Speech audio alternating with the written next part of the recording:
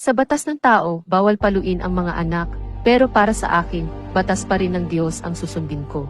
Basahin po natin. Mga Kawikaan Kabanata 22 at ang talata 15, likas sa mga bata ang pagiging pilyo, ngunit sa pamamagitan ng palo sila ay matututo. Dito pa rin sa mga Kawikaan Kabanata 23 ang talata ay 13 hanggang 14. Huwag kang magpapabaya sa pagdidisiplina sa iyong anak. Ang tamang pagpalo ay hindi niya ikamamatay kundi makapagliligtas pa sa kanya sa kamatayan. Ganoon din sa mga Kawikaan Kabanata 29 ang talata 15 ang pagpalo sa bata upang siya ay ituwid ay makapagtuturo sa kanya ng karunungan, ngunit kung pababayaan lang siya, makapagbibigay siya ng kahihiyan sa kanyang magulang. Mababasa rin po sa Hebreo Kabanata 12 ang talata 6 hanggang 7. Tiisin ninyo ang lahat ng paghihirap bilang pagdidisiplina ng Diyos sa inyo dahil itinuturing niya kayong mga anak. Sino bang anak ang hindi dinidisiplina ng ama?